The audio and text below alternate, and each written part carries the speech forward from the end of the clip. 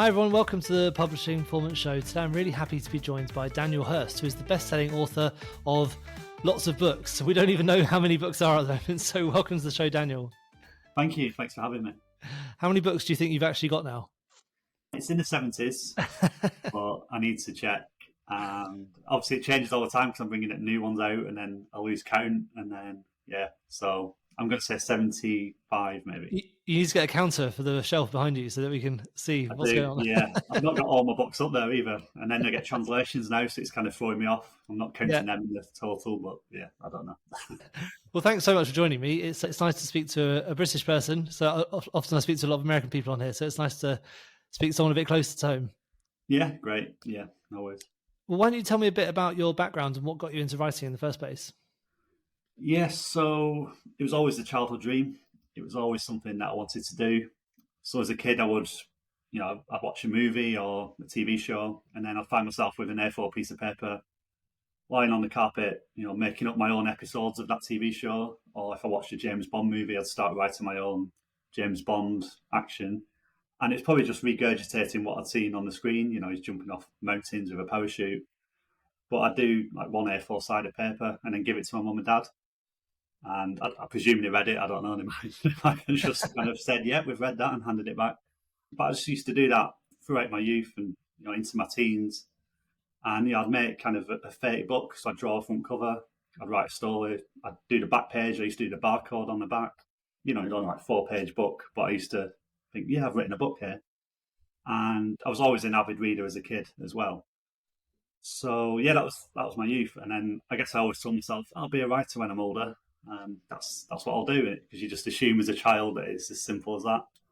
And then you get older and you go out into the world and you realise you need to get a job, you need to pay the bills, and suddenly that dream kind of went on the back burner. And I wasn't sitting down to type as much as I was sitting down to write as much as I used to. Yeah. What job did you have before you went full-time into writing? So I've had many jobs. I've worked in offices, I went travelling, so I've worked on bars, that kind of thing. But the job I had just before I became a full-time writer was as a procurement officer, which sounds pretty dull. Sounds like a good name for a thriller. Yeah. So it was my job to order things, whether it's for the office, like stationery, or, the paper, or, anything that they might need. I would get free quotes and, people would come in and try and sell to me and I would choose the best one. Yeah. I'm trying to make it sound as exciting and fun as possible, but I absolutely hated it. So were you writing alongside your job for a while?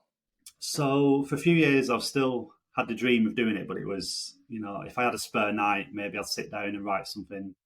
And then, so I felt like I was working towards it, but I actually wasn't getting anywhere. And then I got married in 2019 and I suddenly thought to myself, okay, the next step will be at some point we'll have a house and then we might start trying for children. And I thought if I start getting all these extra responsibilities, I'm never going to have time to try and pursue, my writing dream. So I did then make the decision to try and use every spare minute I could outside of work. So in the evenings, weekends, my lunch hour, I'd get up early before work. And as the months went by, I just started to pour myself more and more into as much time as I can. Let's get some books out there and see what I can do. Yeah. And can you remember, did you follow a particular system or a particular process with your writing? Was there anything that helped you to really get that structure of, okay, in writing, I'm going to write this amount of words or I'm going to write this amount of chapters? Did you have a process you followed? Yeah. So when I first started, I was always quite bad at, the new shiny idea. I would jump onto something. So I get halfway through and then, new idea, jump on that. Yeah. I probably did that for a few years. So I was always writing, but nothing was ever finished. And then I started a few podcasts about self-publishing. And I found, Facebook groups where people were talking about doing this. So it seemed like, okay, there's some people that have somehow managed to, earn enough money to do this. I need to just get the discipline to figure out how I can do it myself. Yep. So then when I did commit to writing a book, the first thing I told myself was like, whatever I start writing, I've got to finish it. I can't keep jumping between stories because, the years will go by and nothing gets finished. So yeah, it just became about, I'd set myself, okay, I want to do 500 words tonight or 1,000 words. And then over time, so I get faster at typing and, I get more confident with what I was doing. So it did just become a discipline thing of how many words I want to do, how many chapters I'm going to do today. And as I got faster and faster, I could kind of figure out how many weeks it'll take me to get a first draft. So if I dipped below that, I knew I wasn't working as hard as I could do. So yeah, I guess it was one of those things where you look yourself in the mirror and like, do you want to do this? And the answer is yes. It's like you've got to give it everything you've got, because as any author knows, you can't just go onto a job website, pop in your CV and get a job as an author. You've kind of got to make it yourself. It's quite, you've just got to conjure it all up from inside you and put it out into the world. So yeah, that kind of requires so much. So it's nice to think it's just about creativity and sitting down with an idea, but it's discipline and persistence and all those kind of not as exciting words, but yeah. Yeah, of course. And the targets you set for yourself, was it number of words written? Was that that's how you got from being like, okay, I finished the amount of work I need to do for tonight. I've done 500. That's enough. Was that the sort of process you followed? Yeah. So it was, kind of building blocks of a book. So if you sit down to do 70,000 word book, you're going to get overwhelmed because it just seems a huge amount.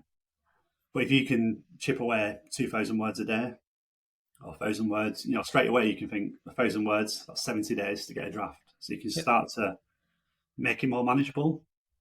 And when I found these Facebook groups, there were people in there that were, writing 10,000 words a day. And it just completely blew my mind. But then I thought, if they're physically capable of doing it, I've got no health issues that would stop me from doing that. So can I, over 6 months or a year, build myself up to do that? Yeah. One of my first interview guests I had on here was Craig Martell, and he said that sometimes he wrote like 10,000 words a day. And I was just like, how do you do that? Yeah, Craig Martell, he's been a big inspiration. Yeah. Obviously, his group, 20 books, 50K, that was the Facebook group I'm kind of alluding to. And yeah, people in there you've got all the ends of the spectrum. You've got people who do 1 book a year, and you've got people who do 1 book a month. And I just I guess every author, you find where you fit into that. Yeah. And for me, I had the energy and the time, so I was like, I'm gonna try and do a book a month as well. Yeah, amazing. Now, when you got your first book out, you were writing. It sounds like you were writing a couple at a time because you had that shiny object syndrome, which everyone gets. So, which was the first book that actually got released? Yeah, so when I first discovered the self-publishing world, all the advice was to write a book in series. So I was in London at the time. I was getting the tube every day, and I had all these ideas about all these different people on the tube. Where were they going? What were they doing? So I kind of made a series of all these characters on the tube with different stories that interconnected. And my idea was to do a series of that. We keep revisiting the characters, different settings, different scenarios. And I did that over time. And it was getting some readers, but I found that for me, the series wasn't to market, so it wasn't exactly taking off. So I was enjoying what I was doing. The readers who found the books seemed to enjoy them, but it was still a million miles away from ever being something that I could quit my job and do. So then I decided to try a standalone book. And because psychological thrillers tended to be my natural voice, what I gravitated towards, like, ordinary situations, and then something unusual happens. I did a standalone book called Till Death Do Us Part, put that out, ran a few Facebook ads on it, and it wasn't like it took off and went to number 1 or anything, but it started, straight away I could see the difference between that and the series that I was doing and the interest. And I quickly realised, okay, if I can just get a few more books out like this, I'll be able to quit my job and do this full time. Yeah. So yeah, for me, standalones were the big difference maker. Right. And so Till Death Do Us Part. So tell us about how you got the ideas for that and what your process was like for getting that written. Yeah, so that book for me is like the most special one, not just because it allowed me to quit my job, but because I'd committed to writing about a year before. And it's like I say, I was writing every spare minute I had. So I was sacrificing, watching TV, relaxing with my wife.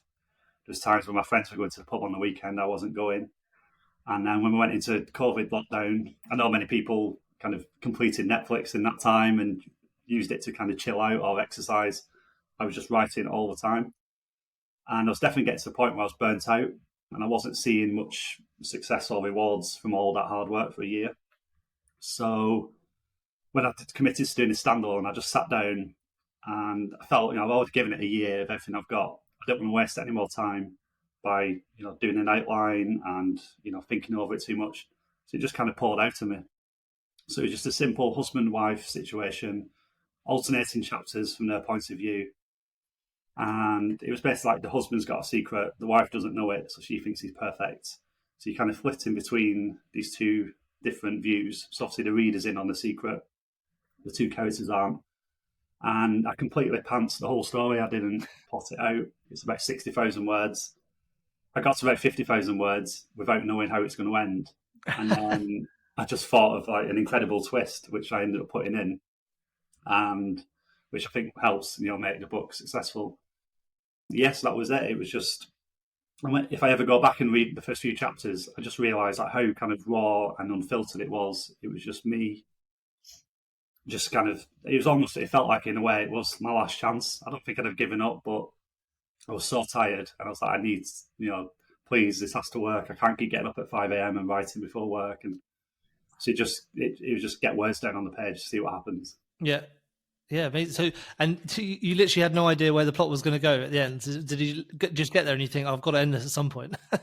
Yeah, I was aiming roughly for about 60,000 words. I actually did this for the first few standalone self-published books. Yeah, I just kind of completely pantsed them because I just didn't want anything to slow me down. When I started typing, I didn't want to think, okay, what's going to happen next? And then, if you're staring at the blank page for too much time, you get in your own head and then you can't, what should I do? You overthinking the first sentence. And then because it felt like I was trying to maximize my spare time into writing, when I did have that time, I just wanted to get words down. I wanted the word count to be going up. Yeah. So yeah, just if I had an evening to write, I'm thinking like 2,000 words. I'm not going to spend an hour in the outline stage plotting it also again, I guess the more time I spent on outlining, the risk of shiny new idea comes in and I jump onto something else. So yeah, of course. Why were you aiming for 60,000 words? Was that something, just a number that you thought seemed manageable, or is that just, what was the reason for the 60,000 words? Yes, I feel anything under is probably a bit too short for a standalone book. But yeah, I guess anything bigger like 70, 80 seemed a bit overwhelming. And also I didn't know if anyone's going to read it, is it going to go anywhere? Yeah. I didn't want to write some kind of 90,000 word masterpiece that nobody reads. So I kind of hit in the middle, 60,000. It seems, manageable. And I was getting to the point where I could write maybe 5,000-6,000 words in a day. So in my head, I was like, well, that's 10% of a book. So it's only, yeah. I'm not that quick anymore. I don't have the energy, but yeah, I guess a lot of it was just desperation, like get faster. And like I said, there was people in Facebook groups that were doing 10,000 a day. Yeah. So I knew it was possible. It was it's like going to the gym. You've got to build it up. Yeah. So somebody hears this, think, oh, I can never do that. It's like, I used to think 500 words a day was, my absolute maximum. Then I thought it was 1,000. Then I thought it was 2,000. So you do build it up. Just a bit of practice, and you just sort of get better at all the different processes. Yeah, I guess it's like mechanics as well. Like your hands will just get faster at typing, so that helps. Your brain will, the more you're engaged in the story, your brain comes up with the next sentence quicker. Yeah. And I try and end each chapter on a bit of a hook. Obviously, it keeps the reader going, but for me as well, if I hook into the next chapter, it makes me want to write the next chapter. So that's what I was going to come on to next. So let's go into that in a bit more detail. So your books are kind of psychological thrillers mostly, or that's the sort of genre you go for. And so one of the things is you've got that hook at the end of the chapter. So how do you approach things like the suspense and the pacing? Do you have like a way of getting those bits of details down before you start writing, or is it just a case of you've got them in the back of your head and you just start writing? Yeah, so these days I do structure out a full outline before I write. So a basic each chapter, what happens, but I don't always know how I'm going to hook at the end of the chapter until I'm almost at the end of the chapter. Yeah. I think obviously I've done it so much now, I'm used to getting towards the end in my head. Okay, 200 words to go in this chapter. Right, let's start making it exciting so the reader wants to carry on. Yeah. But yeah, in psychological thrillers, it's kind of known as a genre where there's at least a big twist at the end. And if you can add more twists before that, fantastic. So yeah, I guess as I was writing it, I was trying to come up with ways where you're taking the reader one way and then you can, you take them another way halfway through. And then, if you can get that big twist, the twist at till death is a big one. I can't say that all my books have got such a big twist at the end. It's quite hard to come up with. I think sometimes the best twists are the ones where if you're writing it and you don't know where it's going as a writer, then the reader's never going to guess. So that's the best twist. Whereas if you've got a really good twist in the outline stage, as you're writing it, you're probably seeping in a few things that setting the seeds, but then the reader might pick up on it. So yeah, there's definitely something to be said about pantsing and plotting. Like both of them have got the strengths, but just these days, I think pantsing is a bit too stressful to write. So many words and not know how it ends. Do you find that you still do that pantsing like whilst you're writing? So you'll have that structure outlined, then suddenly you'll just think of something else, and you think, oh, well, maybe I've got to rewrite this whole section. Yeah, so when I do the chapter outlines, it's quite short. I don't want to give myself the whole thing because then it just feels like you're just going through ticking off, painting by numbers. So there's definitely room to go off on tangents and different things. And when I work with a publisher now, I do tell them that, okay, here's the outline, but if I get halfway through and something comes to me, I'm going to try and weave that in as well. Yeah, that obviously having an idea in the moment is the most exciting thing as an author. So I want to keep the space for that. Yeah, definitely. Now, you mentioned before, like the first book you released, that was almost enough for you to essentially quit your job. So what did that feel like? What was that did you have a particular sort of monetary aim in mind, sort of replace your salary, or was it just a case of let's just get this first one and see how it goes? Yeah, so it was definitely just replace the income that I had from my office job. So it wasn't a high-powered, high-paying job. I was probably like the lowest paid person in the office. So it wasn't like I was trying to hit 6 figures a year or anything crazy like that. I think I was on about 35,000 a year. It's made like $2,500 a month, something like that. Yeah. And I would have probably quit a bit under that. I was quite happy to just get bare minimum wage and, struggle for a while. But my wife obviously wanted to see a bit more. Yeah. So she was like, if you can get yeah, I know. Yeah, so she was like, if you can earn what you're earning from your office job, and obviously, yeah, there's no issue. So it didn't seem like much, but that still seemed a huge goal to reach. So in my head, I was kind of thinking about £100 a day, if I could just get to that. And when you're earning £0 or £5 a day, it seems just so far away. So yeah, when I KDP self-publishing dashboard, and it was approaching that 100, and then the next day it was still up there, I was thinking, oh my God, like this is everything I've ever dreamed of. Like, I can't believe this.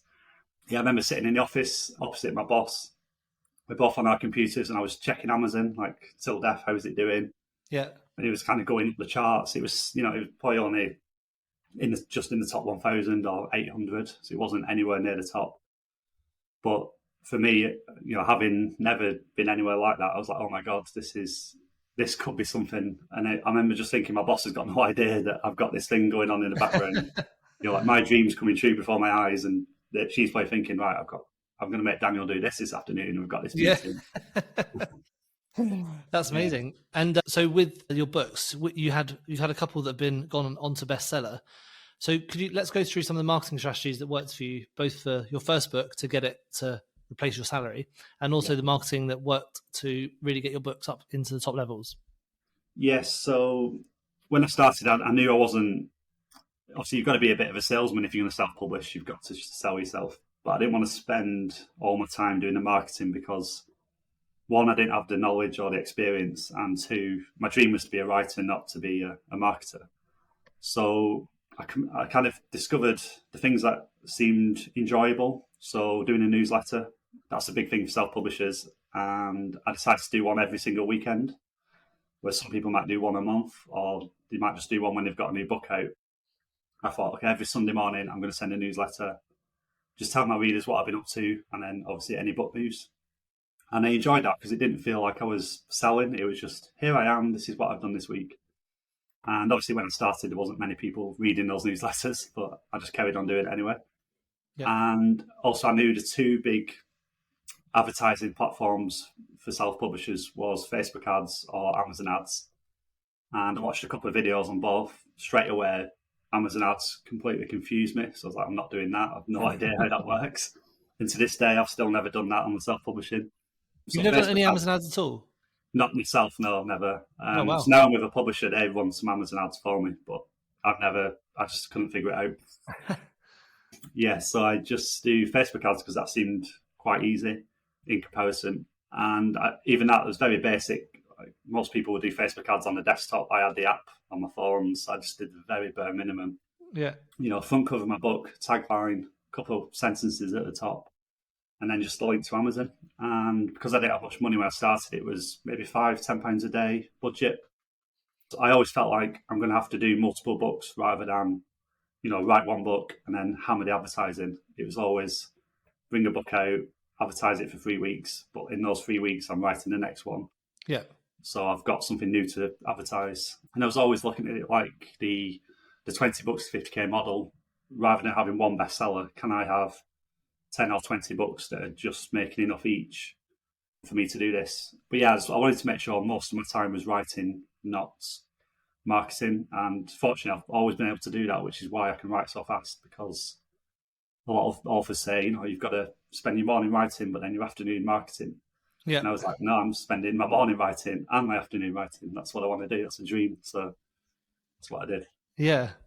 And so now you write, how quickly do you write your books? Because you've basically produced lots of books each year. So how long does it take you to write one book? Yeah, so when I went full time, obviously having the whole week available to write and all the excitement and enthusiasm I had with that, I was just writing, all day from morning till night. So I could get a draft in like 2 weeks. And then I slowed down a bit, but I was still very much Monday to Friday, 9 to 5, just writing the whole time. Yeah. So yeah, I was comfortably doing 7, 8, 9, 10,000 words a day. And I got to the point where it didn't feel like it was too difficult, because I'd maybe do 1,500 words an hour. Yeah. So 3 hours in the morning, 3 hours in the afternoon, it's like 9,000 words a day. I'd still find time to go for a walk or go to the gym. So yeah, I did that for a couple of years, and I guess there was always that fear and paranoia, because I still remembered what it was like to work in the office that I hated. So I was like, this might all go away any minute, so maximise it while I can, give my readers as many books as possible, get all my ideas out. Yes, I did that for a couple of years, and then me and my wife had a daughter, so obviously that slows everything down. Yeah. So yeah, I definitely don't write as fast as I used to, but I guess from the outside, anyone would still see how many books I've got out and think, oh, he's not slowed down at all. But I know in myself, I've definitely slowed down. But I do try to get a draft in 3 or 4 weeks maximum, just because it still feels fresh for that amount of time. And after a month, it starts to get a bit, okay, I want to move on to a new idea. So if I get it finished in a month, I know it's still fresh. Yeah. Right. So you actually kind of get bored with your own writing by the time you've finished your first draft. Yeah. If it starts to get 3 or 4 weeks in, if I'm near the end, it's fine. But if I'm only halfway through, I'm thinking, it starts to feel like a bit of because I'm already thinking of the next thing. Yeah. And do you work with an editor with your books as well? Yes, I've got someone who. So with me self-publishing, it's more just an edit of tidying it up and the grammar and the sentencing and the apostrophes and all that. Commas. Right. So you basically just go for line editing with self-publishing. Yeah, so with my self-publishing, it's kind of just the freedom of, this is my idea. This is what came to me in this month, so I'm just going to put that out there. And then I was approached by a couple of publishers since the success of the self-publishing, and obviously they go through much more story development. Different rounds of edits. It's good because they'll push me to try. I've got a draft, but they'll think, oh, what if we try this? And they'll make it better. It just takes more time. Yeah. So yeah, I can see the value of both, but I do enjoy the self-publishing because it's very much, if you've got your idea, you can just keep that whole idea intact. Nobody else is going to try and mold it and shape it into something. And I think that's one of the reasons I had the success, because when I first started self-publishing, to be honest, I couldn't name dozens and dozens of psychological thriller authors. I didn't know who the best sellers were in my genre. I just had an idea, so I started writing it. And when you do work with publishers, obviously it's a business, they're data-driven, so they will try and steer you towards something that they think will definitely work. Yeah. So you definitely more of a framework. So I'll do a couple with my publisher, and I'll set some time, think like the next book self-published, I can do whatever I want. My title is my title. It's not going to be changed. So I enjoy the freedom of that. And it feels like I'm just starting again when I do that. So it's quite exciting. Nice. And so with your books now, you've got some that are self-published and some that are published. How do you balance the difference between being published and self-published when you're writing different books? And also, how do you decide which ones you're going to self-publish and which ones you're going to go through the publishing route? Yeah, so I guess I would call myself a hybrid author now. Yeah. Can't be in one camp or the other, I'm in between. So obviously when my publisher says, okay, shall we do a couple of books together, then I'll just come up with some ideas. We'll go back and forth, we'll have Zoom calls. and then we'll eventually settle on a couple of ideas. If something comes to me at any point in the year, I think, oh, I'm excited by that, and I come up with maybe like a unique title. But back in my mind, I'm thinking, well, if I go to my publisher, they'll probably change the title. They might try and steer me another way with the story. I think, well, I'll keep that one for myself. So it's kind of on the back burner. So then when I'll do my 2 books with a publisher, and I think, right, let's do a couple of self-published books and then go back to the publisher again. So yeah, it's nice to just kind of go between like both worlds. And I've definitely reached a much, much bigger audience with going with a publisher than I ever could have done on my own. Yeah, I mean, I guess I could have reached more, but again, because I don't want to spend all my time marketing, I don't want to spend too much money marketing. There's always going to kind of be a ceiling with self-publishing. Teaming up with a publisher as well, there's been translations, audio books have been created. So I've definitely reached, the paperback gone up much more. So yeah, I can see working with a publisher there's so many more avenues that I wasn't going into. Self-publishing for me is more about, I guess, the ebooks and the Kindle, page reads, that kind of thing. Yeah, nice. Now, when you speak to, I guess you must speak to authors a lot who are like new authors and wanting to get into writing and things like that, because your backstory is so inspiring that people must want to hear from you about like how they can get started as well. So are there any particular mistakes you see that new authors make quite often? And is there any tips you've got for avoiding them? Yeah, I think back on some of the mistakes I made. It's funny because when you go into it and you hear all the, there's YouTube videos about don't make these mistakes, and you think, I'll never make them. And then for some reason, it's like you have to go through it and make all the mistakes before you get to what works.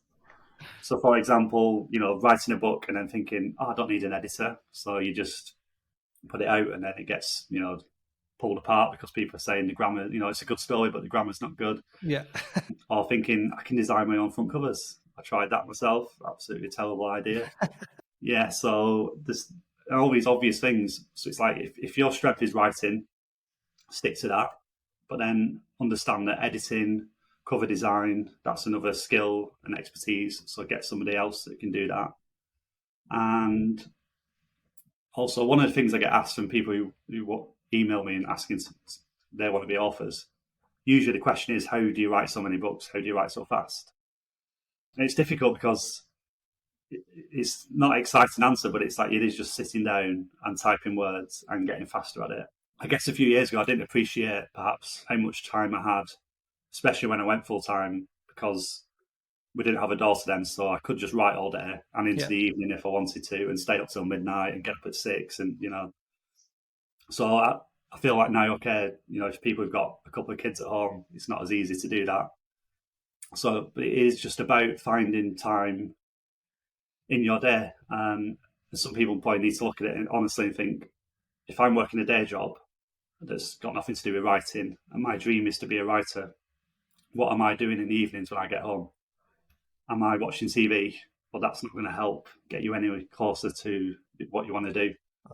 Am I spending all weekends going out doing things? It's like, can you reduce those hours? Instead of watching TV every night, can you only watch it 2 nights a week? Instead of going out every weekend, can you have a couple of weekends that you keep to yourself?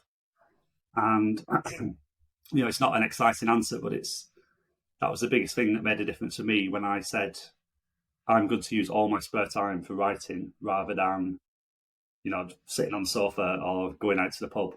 Mm-hmm. And it was, that's what made a difference, and committing to that. And, you have to sacrifice something if you want to. If you want your dream, you've got to sacrifice something. There's no other way about it. Yeah, definitely. And also the benefit to reducing that stuff is when you do finally go to the pub, it's way more fun. Yeah, it is nice. Yeah, I was at the pub last night actually with a couple of friends, and obviously there's times where they'll say, "Oh, it's all right for you. You don't have to go to work tomorrow." Or, I wish I was my own boss. And, yeah. But it's that thing that Jimmy Carr said, isn't it? Everyone wants to be on the stage, but no one wants to do the work in the back end to get to that point, and they don't. Yeah, you want to see the fact that Jimmy Carr's waking up at 6 a.m. every day to write 20 jokes and stuff like that. Yeah, exactly. Yeah. I read Jimmy Carr's autobiography actually. That was quite inspiring. It's all about the hard work it takes to follow your dreams. Amazing, that book. It's called Before and Laughter. Yeah, that's the one. Yeah, I read it a couple of years ago. Yeah, really good book. But that's what I say as well. If people listening to this thinking, but I don't want to sacrifice all the time with my family, or watching TV or weekends. You don't have to do it forever. It's a certain amount of time if you can commit to whether it's 6 months or a year, if you can do it and make it work and you become a full-time author, you've got the entire week, to play with. So today, actually, I've not done much writing. I've been to the gym. Obviously, we're doing this podcast. So it's not as if I'm just still waking up and, I've got to get 10,000 words done. I've got no time to do anything. Yeah. If I want to just go and watch TV after this, I can. Now, obviously, I'm not going to go the other way and not be disciplined at all, but it doesn't have to be one thing or the other, writing and everything else is neglected. You can do it for a short time and then reap the rewards afterwards. Yeah, definitely.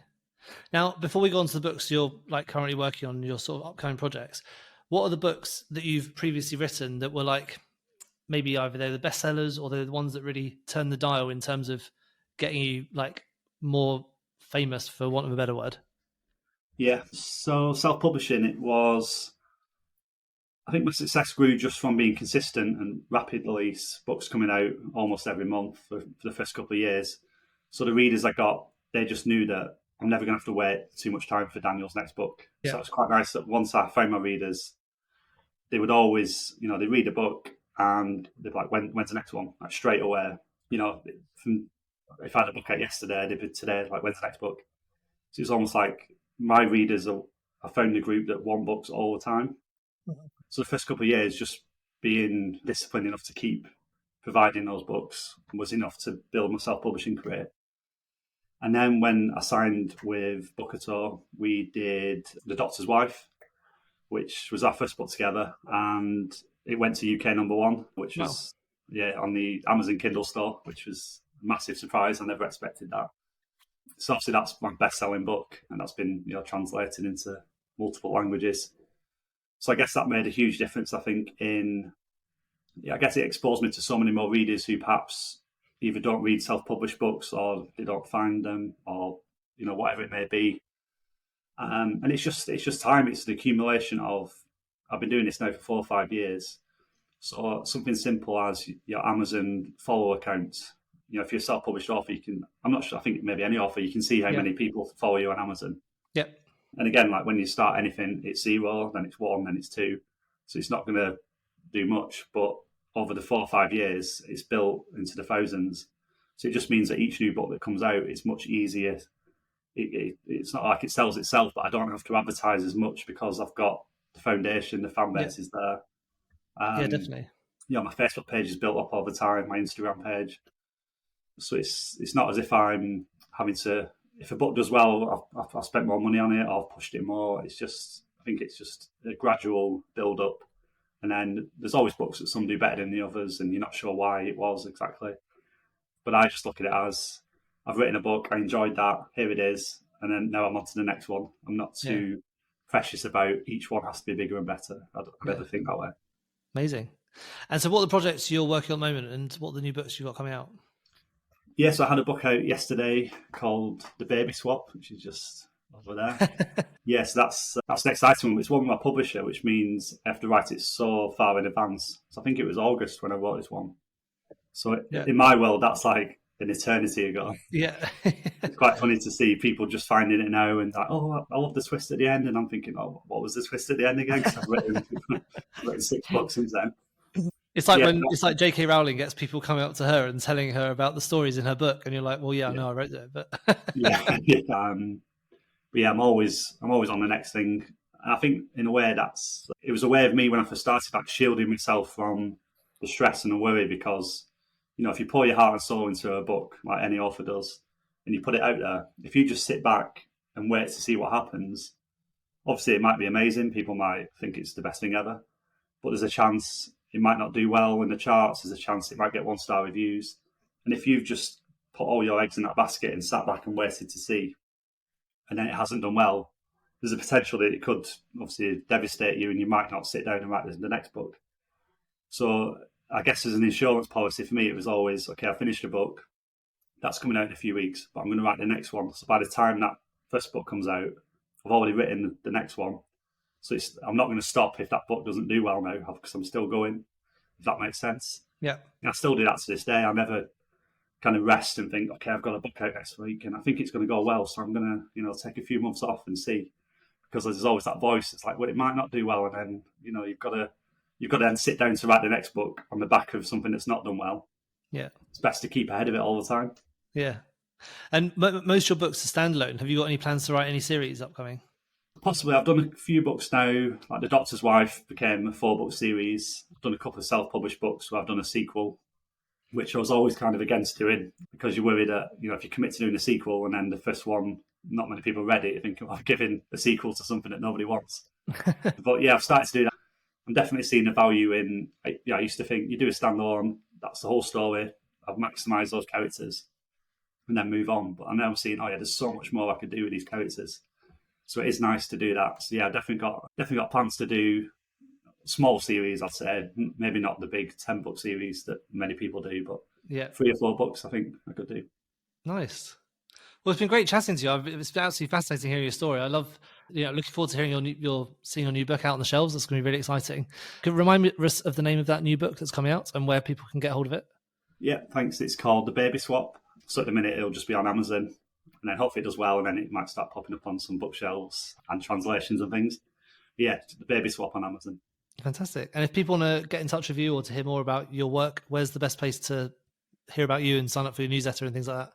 Yes, that'll be my website, www.danielhurstbooks.com. Not the most original name. Yeah, if you go on there, it's quite a basic website as well because I did it myself. Yeah. But yeah, if you go on there, you'll see there's a free book that you can download, and that signs you onto my newsletter. Oh, great. Every weekend. And it's half about my book news and the other half of just me and my wife and my daughter and what we've been up to. Nice. Great. Well, it's been great chatting to you. I'm looking forward to seeing your more success and coming back on to hear about your new books. Yeah, thanks for coming on. We'll speak again soon. I've enjoyed it. Thank you. Yeah. Bye. Thank you so much for tuning into the Publishing Performance podcast. I really hope you found today's episode inspiring. I love chatting to authors, writers, and people in the publishing world.